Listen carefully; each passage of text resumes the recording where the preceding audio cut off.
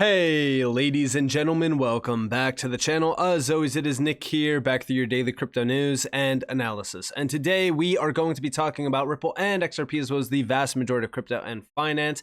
And with that being said, I hope that you are all having a beautiful day or a beautiful night wherever you guys are out there in the world. Big shout out to Digital Asset Investor. There's two videos that I'm going to be playing from him in this video. And then I'm going to go over substantial information regarding a lot of these statements that are being made by Brooks Entwistle, who is the Senior Vice President of Global Customer Success at Ripple. So we have Ripple is having conversations with central banks around the world weekly, if not daily now. Check this out. Whether or not you're on the services side, the plumbing side, approaching it, that want to have some elements of this potential big market for central bank digital currencies. I'll let Brian talk to the US element of this, but what I will say, an observation that we have, and like many others, we have a business that is in almost a consulting business to governments that are trying to take some early steps in this. And I'm looking at my daughter who's in the front row, who's a big mountain girl as well, loves Bhutan, has spent time there. Our first MOU with a country that actually was interested in this was Bhutan. Because number one, the king could mandate that the central bank should look at a central bank digital currency. Two, every one of their transactions in their financial system runs via India, like their trade routes, given where they are on the subcontinent. And three, it's a young population that's regionally digital savvy, and they can do some interesting things. And so as we kind of go around the world and have these conversations, which are happening weekly, if not daily now, with interested central banks, it's not always the banks that are on the big banks around the world, central banks that are much further down the road. And again, as we really look at this, I've been addressing the fact that Ripple has been in discussions with 20 to 30 central banks. That was the last major update that we got regarding discussions. And now we're hearing about how they're in conversations with these central banks weekly, if not daily now. I don't think people realize that they really are in the background. They are doing things in a tremendous way. They are talking to these big players. There's so many NDAs in place as well. I think that a lot of people forget about NDAs.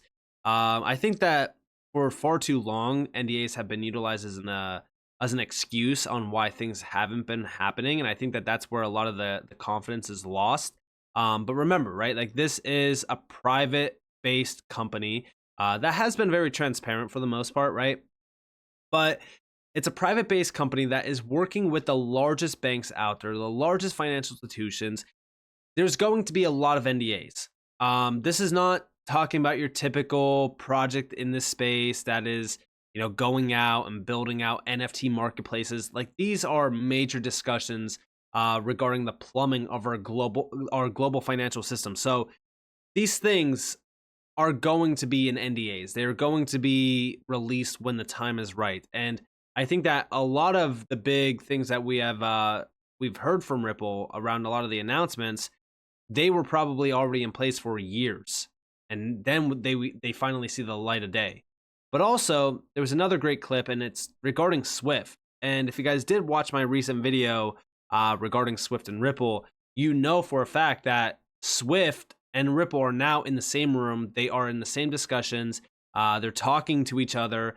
They are addressing what could actually happen. And in this video, it's actually talking about the replacement of Swift. Listen closely to this. I think this banking point is really interesting because one of the things, and I'm sure Brian's noticed from his time from being the regulator to now, we've noticed this even the last year. A lot of the banks, basically all the banks that you would go to 5 years ago with a solution that said, hey, you know what, that Swift thing, why don't you put that to the side and we can give you a replacement network to send money overseas between banks. No one wanted to even have you in the room. But these banks are all moving very quickly with their own, desks being set up. Their high net worth clients are asking for it now. And so they will evolve in the same way that others will have to come along. And if they don't, and if they're sitting still and not asking questions or haven't identified a smart young person to be driving this for them right now, that's a bad place to be. I think this. And I do think that we really need to address a few things that were mentioned there, right? First and foremost, when they originally were talking to a lot of these big banks and these big players and saying, hey, like, you could move away from Swift. It's very expensive. There's a lot of problems with it. And you could utilize, for an example, RippleNet. They didn't even want you in the room with them, right? Now we're starting to see those big banks changing. They're adapting. They're moving more towards this space now than ever before. And the big thing is, what he mentioned there was the fact that their high net worth clientele is also looking to move away from it. Because remember, like, these are, when we are looking at the highest net worth players out there and companies and enterprises and things like that, they're moving a ton of money cross border. Remember that Ripple is focused on B2B. B2B is the largest amount of money in the cross border payment market. And that's where a lot of those big fees come into place. It's where a lot of the, failure points come into place. There's a lot of problems around the B2B sector. Obviously, the entire cross-border payment sector is plagued with problems, but the B2B one is the big area because that's where the most amount of money is being lost.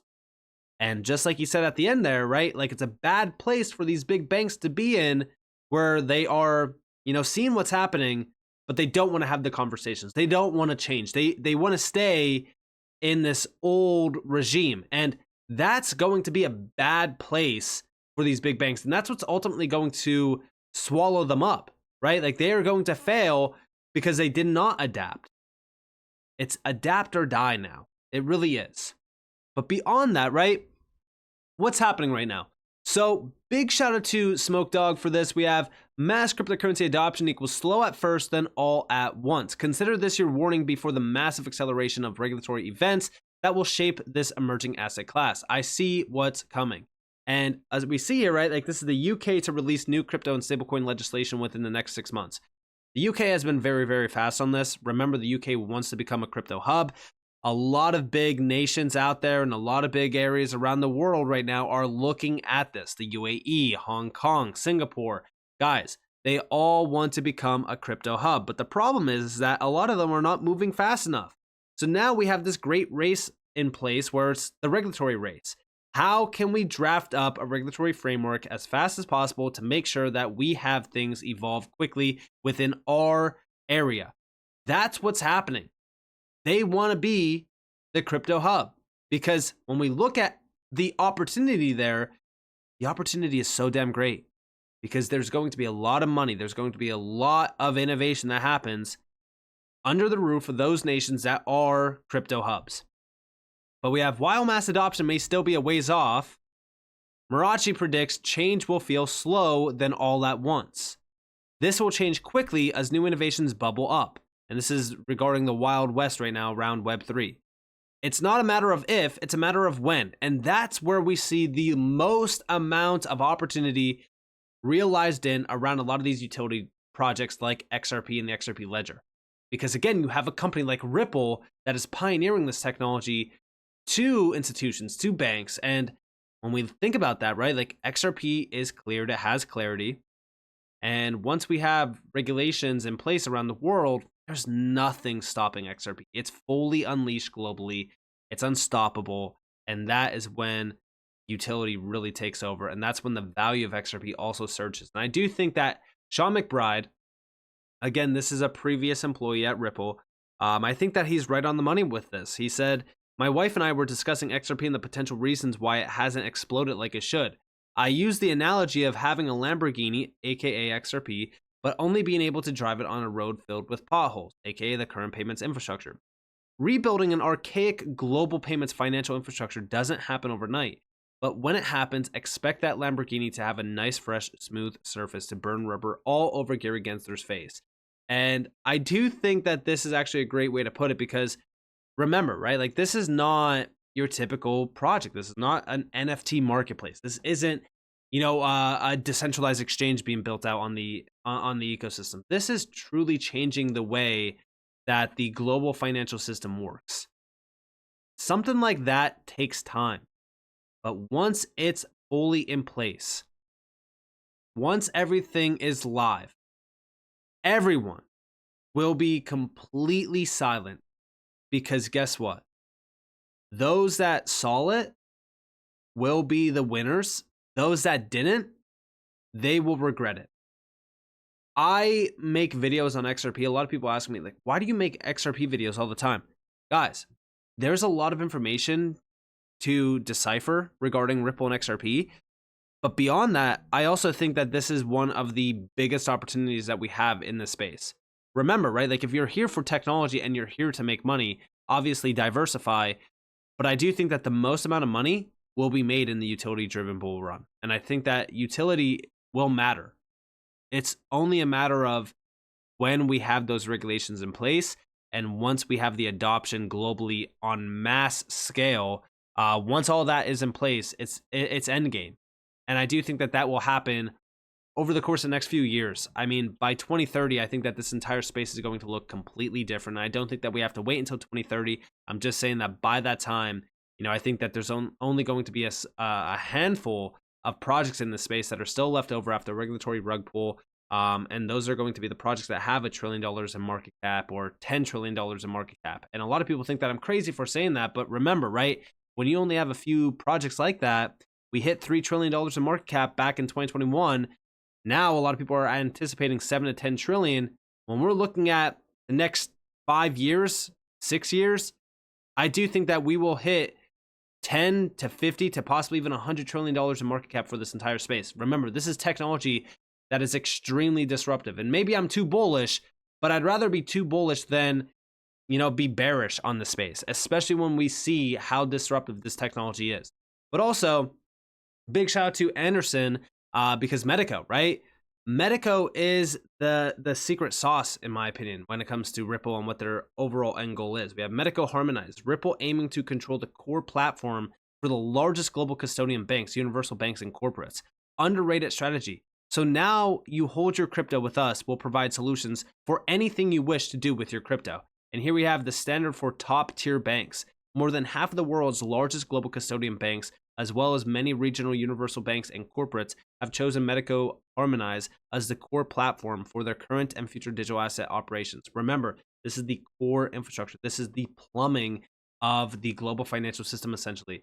I do think that Metaco is a big player. A lot of people have been flooding on Metaco because, the CEO left. Remember, this was an acquisition from Ripple. They weren't going to just keep the old staff around. The staff was going to move on. They were going to do the next thing, but this is still a very big deal. Nothing has changed. We also have over here, Ripple owns Metaco. I don't just see custody and tokenization when I look at this. I see the future banking infrastructure that Ripple owns. And yeah, when you look at this, I mean, it's so clear what's actually happening. We have store, trade, and transfer, thousands of digital assets. Tokenize and manage, regulated and non-regulated assets, connect and embed into all relevant Web3 dApps securely. I mean, when we look at how big this infrastructure actually is, this is all regarding institutional demand. I believe that Ripple is the floodgate for institutional demand. They hold the key. Think about how crazy that actually is. A lot of people think that this is a game, right? Like we're sitting here and we're just waiting for something that's not going to happen. We could clearly see the steps being made. If you are completely blind and you're missing it, I do think that you need to look into a few things. I think that you need to do a little bit more research. And that's not me trying to be, that guy, but I'm just saying when we really look at what has happened in just the last couple months, it's pretty clear, right? The writing is on the wall. You just have to read it. But also, over here, Metaco has had some strong momentum after Ripple acquired them in the first half of 2023. Seems they made 3 large partnerships at the end of 2023 involving HSBC, BBVA, and Standard Chartered. And yeah, look at some of these big moves, right? This was May 18th when Ripple acquired Metaco. Over here, November 8th, HSBC partners with Ripple's Metaco to offer tokenized securities custody, which, by the way, HSBC has Orion, which is tokenized gold. I do believe that they are going to be tapped in with Metaco for that. We also have December 7th, BBVA is partnering with Metaco to strengthen its crypto asset services in Switzerland. Standard Chartered backed Zodiac Custody partners with Ripple Institutional Network Metaco. This was December 4th. All of this is around bank grade solutions, institutional solutions. It's clearly there. And by the way, we have to clarify, Zodiac Custody is owned by Standard Chartered, Northern Trust, and SBI as well. And yes, these are the big players. But ultimately, this is all regarding global institutions. They're targeting institutional demand. And it's already happening. I mean, in just the last 2 months alone, in the last 4 months alone, we saw 3 big institutional players tapped in with Metaco. This isn't even to mention, Citi, BNP Paribas, which again, Citi's still up in the air. I've always mentioned that. But you have BNP Paribas, you have a ton of other players as well. I'm blanking on some of the names, but all you have to do is go over to Metaco's website and look at some of the names tied to this company. But beyond that, right, like Ripple is also hiring for Metaco. We have down here, right? Here's the work. If you're ready to see your impact and unlock incredible career growth opportunities, join us and build real-world value. Metaco is the leading provider of security-critical infrastructure, enabling financial institutions to enter the digital asset ecosystem. Like I said, Ripple is holding the keys for the institutional flood to come in.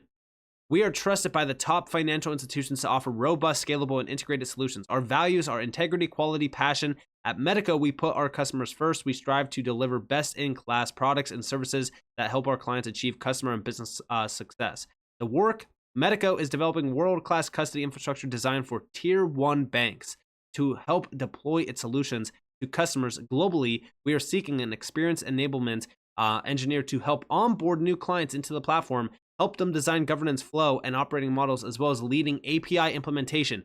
Guys, what have I said about APIs? They are the big piece of the pie. You will have the opportunity to work with the world's largest global custodians, banks, regulated exchanges, and corporates, and gain hands-on experience to an exciting emerging asset class. When we read this, right, like think about how big of a deal this is, right? And also, it's the fact that they are going to be working with the largest players out there around the institutional space. I'm very excited about this. And remember, for those out there that are saying, well, what about XRP and the XRP ledger? Guys, they're hiring regarding institutional DeFi. Institutional DeFi needs custody solutions. It needs all of the things that Metaco offers. And here's the work, right? As part of this mission, RippleX is increasingly investing in institutional DeFi, which is the application of blockchain technologies and protocols to tokenize financial assets combined with appropriate regulatory and compliance guardrails. And guess what? This is all going to be leveraging the XRP ledger and XRP. Ripple is actively partnering with enterprises and institutions to develop solutions and use cases, leveraging these two. So if you think that XRP and the XRP ledger is not the secret sauce regarding Ripple with institutional focus with Metaco, you're wrong. This is all happening. Focus on the bigger picture here. So with that being said, I hope that you guys enjoyed this video. If you guys did, definitely leave a like, subscribe, turn notifications on because more free content. You guys are more than welcome to follow me on Twitter and join the Discord in the description below. And with that being said, guys, it's been Nick. Thanks for watching. Peace out.